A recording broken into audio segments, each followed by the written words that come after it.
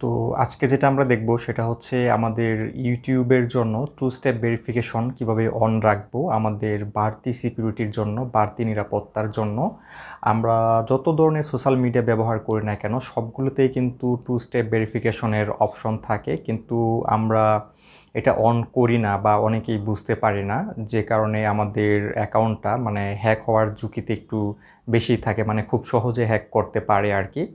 তো আমরা যত ধরনের সোশ্যাল মিডিয়া অ্যাকাউন্ট ব্যবহার করি না কেন সবগুলিতেই যেহেতু অপশন আছে টু স্টেপ ভেরিফিকেশন, আমরা অবশ্যই অন রাখবো। সেই সাথে আমাদের জিমেল, এটাতেও আমরা টু স্টেপ ভেরিফিকেশন অন রাখবো। আমাদের আলাদা একটা ব্যাকআপ মেল রাখবো, আর একটা হচ্ছে যে ফোন নাম্বার দিয়ে রাখবো। যখন কেউ ওটাতে লগ ইন করতে যাবে তখন যেন একটা কোড পাঠানো হয়, কোডটা না দেওয়া পর্যন্ত যেন অ্যাকাউন্টে লগ ইন না হয়, সেজন্য মূলত টু স্টেপ ভেরিফিকেশনটা অন করা হয়। আগে ইউটিউবে এই সিস্টেম ছিল না, বাট এখন এটা করা হয়েছে যেহেতু হ্যাকারদের দৌরাত্ম্য একটু বেড়ে গেছে।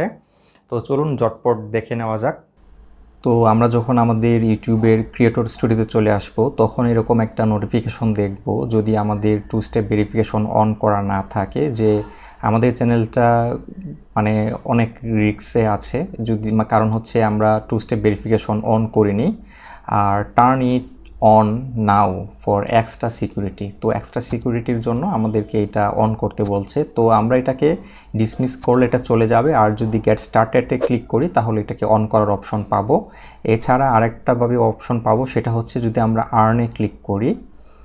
আর্নে ক্লিক করার পর এই যে এখানে দেখেন two step verification turn on, এখানে ক্লিক করলেও গেট স্টার্টেড ক্লিক করলে যেখানে নিয়ে যেত সেখানে নিয়ে যাবে। তো এখন আমরা এখানে টার্ন অনে ক্লিক করছি, তারপর এখানে কন্টিনিউ।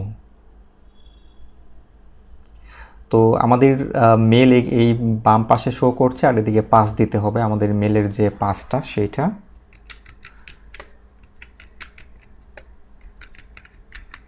তারপরে হচ্ছে নেক্সট।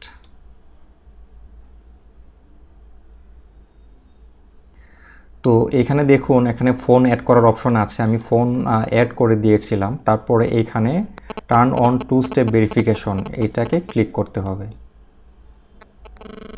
এখন হচ্ছে আমাদের যে ফোন নাম্বার সেটা এখানে দিতে হবে। আপনি যেই দেশি হন না কেন সেই ফোন নাম্বারটা এখান থেকে প্রথমে আপনার দেশটাকে সিলেক্ট করে নেবেন, আপনি যেই দেশ থেকে এটা করতে চাচ্ছেন সেইটা।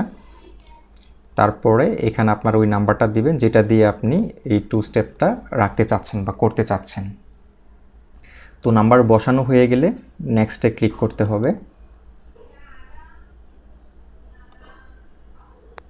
তারপরে গুগল থেকে আমাদের ওই নাম্বারে, যে নাম্বারটা আমরা দিয়েছি, এখানে একটা কোড দিবে। তখন আমাদেরকে কোডটা এখানে সাবমিট করতে হবে। যেমন এখানে আছে, কোডটা বসানো হয়ে গেলে ভেরিফাই ক্লিক করতে হবে। Turning on. তো আমাদের টু স্টেপ ভেরিফিকেশন অন হয়ে গেল, এখন আমাদেরকে ডানে ক্লিক করতে হবে। ব্যাস, তাহলে হয়ে গেল টু স্টেপ ভেরিফিকেশন অন।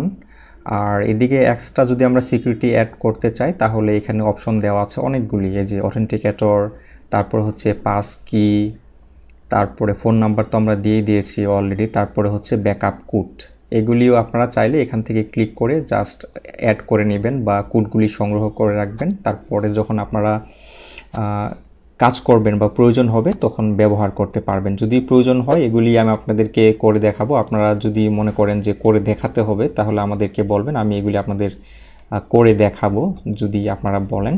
আরেকটা নোট দিয়ে রাখবো, সেটা হচ্ছে যে আমরা যখন পার্সোনালভাবে মেল আদান প্রদান করব তার জন্য একটা মেল আমরা আলাদা করে ওপেন রাখবো, যেটাতে সবার সাথে আমরা মেল আদান প্রদান করব।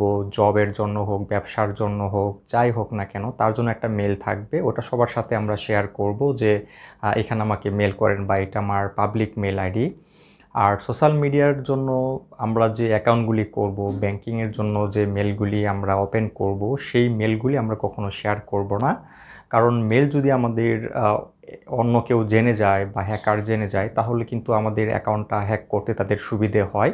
তারা সেই মেল বা সেই ফোন নাম্বার অনুযায়ী ব্রুট ফোর্স অ্যাটাক করে এবং পাসওয়ার্ড অটোমেটিক্যালি বসে যায় সফটওয়্যারের মাধ্যমে এবং আমাদের অ্যাকাউন্টগুলি হ্যাক হয়ে যায়। তো যেই মেল দিয়ে আমরা সোশ্যাল মিডিয়া ম্যানেজ করব সেই মেলগুলি কখনো ডিসক্লোজ করব না, কাউকে আমরা দেব না সেই মেলগুলি। আর মেল আদান প্রদানের জন্য অবশ্যই আলাদা একটা মেল থাকবে, যেটা সবার সাথে আমরা শেয়ার করতে পারি, নো প্রবলেম।